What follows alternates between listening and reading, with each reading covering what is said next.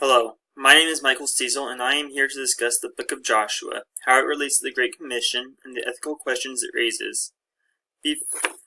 Before we begin, you need some background information to get context for the events going on. In the Book of Exodus, as I'm sure you all know, the people of Israel had been living under Egyptian rule for years when God sent Moses to deliver them from their shackles to the Promised Land, a holy place for his chosen people. However, during their journey, the Israelites were unfaithful and worshipped the golden calf as their idol. As punishment, the people of that generation were doomed to wander the desert for the rest of their lives. The book of Joshua takes place after Deuteronomy, when the people of Israel complete their years of wandering through the wilderness. Moses has reached the end of his life and passes on his role of leadership to Joshua, who becomes the new Moses. Once Moses and the last of the people who worshipped the golden calf passed away, the Israelites were free to cross the river Jordan and enter the Promised Land. However, the Promised Land happened to be occupied by the Canaanites. These Canaanites were an awful, morally corrupt people. They practiced all manner of perverse conduct such as adultery, pederasty, bestiality, and incest. Even worse than that were their participation in child sacrifice. So what were the Israelites meant to do about the Canaanites occupying a land promised to them by God? This question was answered in Deuteronomy 9. Know therefore today that it is the Lord your God who is crossing before you as a consuming fire. He will destroy them, and he will subdue them before you, so that you may drive them out and destroy them quickly, just as the Lord has spoken to you. Do not say in your heart, when the Lord your God has driven them out before you, because of my righteousness the Lord has brought me in to possess this land. But it is because of the wickedness of these nations that the Lord is disposing of them before you. It is not for your righteousness or for the uprightness of your heart that you are going to possess their land. But it is because of the wickedness of these nations that the Lord your God is driving them out before you, in order to confirm the oath which the Lord swore to your fathers, to Abraham, Isaac, and Jacob. As you can see, God chose to drive out and destroy the wicked people from the land, as it is meant to be a holy place. Joshua heeded God's calling and set out to reclaim the land promised to his people. He left the women, children, and livestock to the east of the Jordan, where they would be safe. However, Joshua took all the fighting men ready for battle with him on his conquest. The victories he achieved were won through obedience to God, not martial might. This could be seen in Jericho, where God secured victory by knocking down the city walls, and Ai, where the disobedience of a single man cost them their initial victory. The man in question had pillaged some gold from Jericho, which was meant to be offered up to God. Once he had been found and judged for his crimes, victory over Ai came quickly. Joshua's campaign was largely successful, and many Canaanites were either driven from the land or destroyed. However, there was one group of people who Joshua failed to drive out, and it is likely his most important failure to learn from. I am talking about Joshua's dealings with the people of Gibeon. After word spread about the Israelites' victories over Jericho and Ai, the Gibeonites grew fearful and sought a way to survive. Knowing that they could not hope to win in combat, they pursued a cunning plan. Gibeon representatives were equipped with worn-out clothes and equipment. These individuals then met with the Israelites, introduced themselves as ambassadors from a far-off country, and requested a covenant with the Israelites. Joshua met with these representatives and agreed to their request, but he did not ask counsel from the Lord. Upon learning of this deception, Joshua was furious, but he had to honor the covenant he made and left them alone. In this story, Joshua's failure to seek God's counsel is the most important aspect to keep in mind. After many great victories over the Canaanites, Joshua began to reach the end of his life. Before he passed away, Joshua gathered up his people and delivered a speech telling them what to do in the future. So be very careful to follow everything Moses wrote in the book of instruction. Do not deviate from it, turn either to the right or to the left. Make sure you do not associate with the other people still remaining in this land. Do not even mention the names of their gods, much less swear by them or serve them or worship them. Rather cling tightly to the Lord your God, as you have done until now. For the Lord has driven out great and powerful nations for you, and no one has yet been able to defeat you.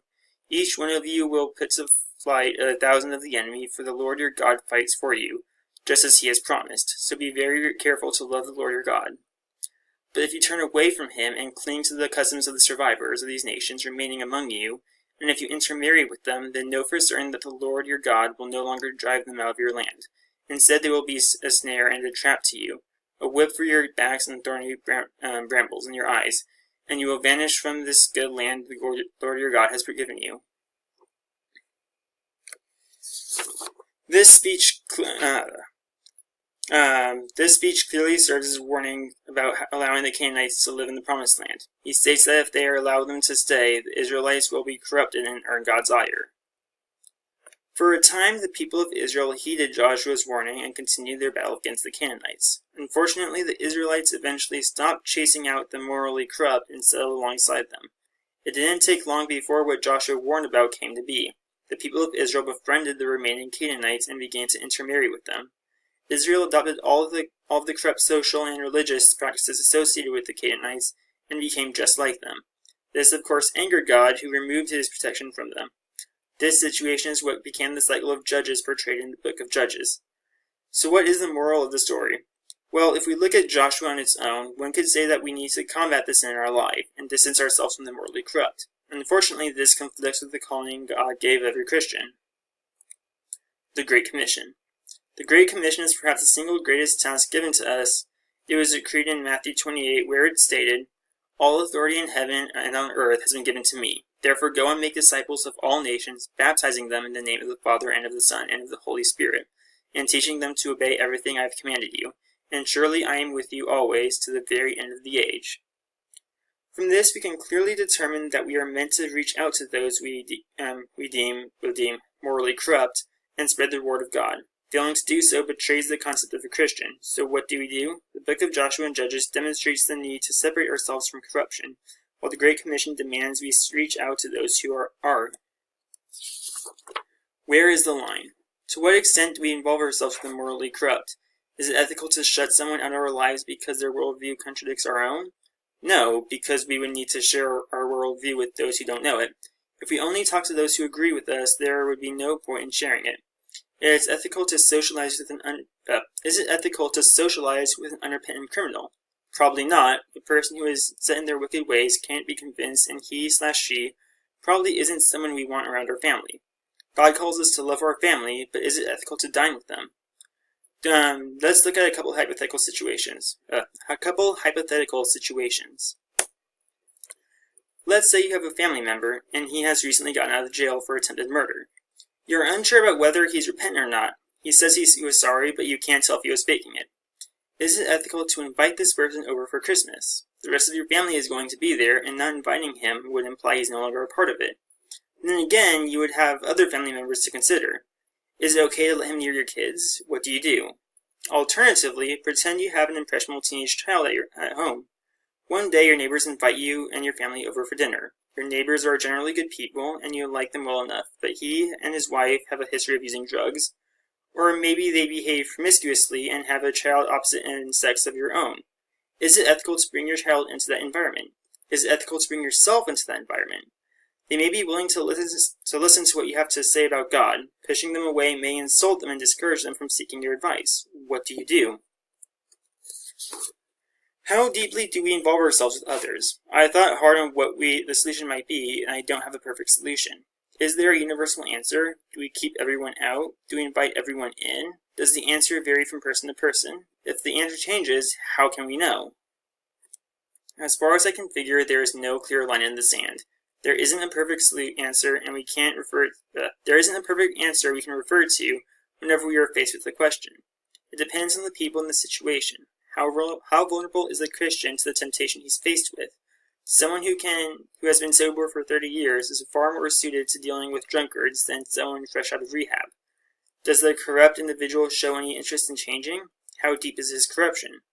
We are all corrupt to some extent, after all. In the end, as obvious as it may seem, I think the best thing we can do is seek God's counsel. Think back to the story of Gibeon. Joshua used his own judgment to determine whether or not to get involved with the Gibeonites, and allowed corruption to exist far closer to him than he ever intended it to. If he had sought out God when he made his decision, he would have been far more prepared. And that's basically it for my presentation. What do you think is the answer? Because it's the best I've got. I chose to address this ethical question for two reasons. One was because I was interested in the seemingly conflicting messages in the book of Joshua and the Great Commission. The other was because I feel like this is an important question for every Christian that every Christian needs to ask themselves. How far can you and how far should you go to reach out to others?